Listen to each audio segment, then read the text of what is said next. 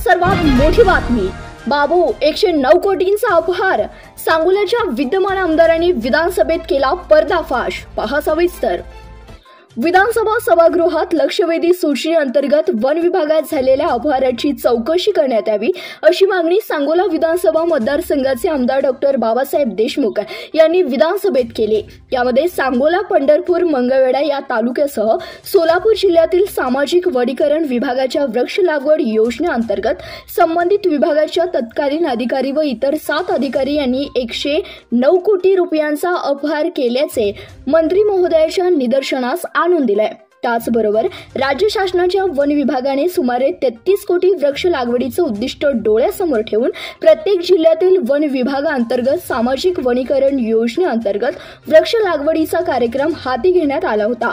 परंतु सांगोला, पंढरपूर, मंगळवेढा तालुक्यात प्रत्यक्षात वृक्ष लागवड न करता, रोपवाटिका न जगवता, रस्ता दुतर्फा वृक्ष लागवड न करता, खते व पाणी न देता, त्यांचं संगोपन न करता, खासगी वन संरक्षण व इतरांच्या नावे बोगस बिले काढून तत्कालीन वन अधिकारी व इतर 7 जणांची बनावट बोगस अहवाल, प्रतीक्षापत्रक व इतर कागदपत्रे तयार करून शासनाची दिशाभूल करून करोडो रुपयांची संगमताने शासनाची फसवणूक करण्यात आली आहे।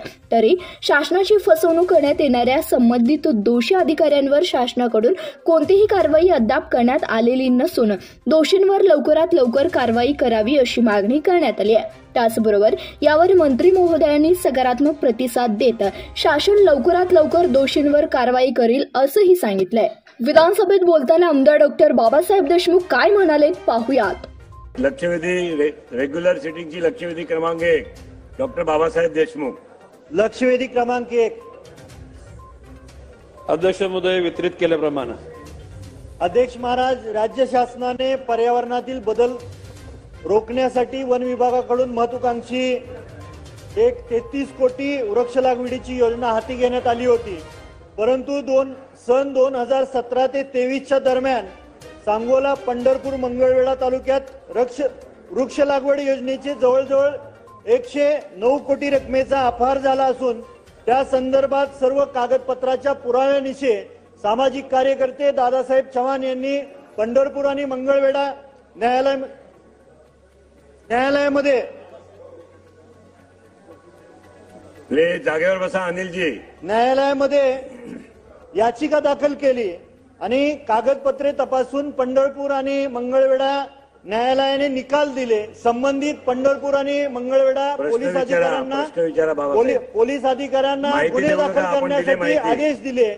तर माझा हा प्रश्न आहे अध्यक्ष महोदय, न्यायालयाचा अवमान होतोय। वन खात्याकडून संबंधित वन अधिकाऱ्यांवरती काही कारवाई करण्यात आलेली नाही आणि संबंधित पोलीस अधिकाऱ्यांनी सुद्धा यामध्ये दिरंगाई केलेली आहे। तर अवमान करणाऱ्या वन खात्याच्या संबंधित अधिकाऱ्यांची व पोलीस अधिकाऱ्यांची कायदेशीर चौकशी कधी करणार आणि अपहार झालेली 109 कोटीची रक्कम व्याजासहित संबंधित अधिकाऱ्याकडून शासनाला जमा करून घेणार का?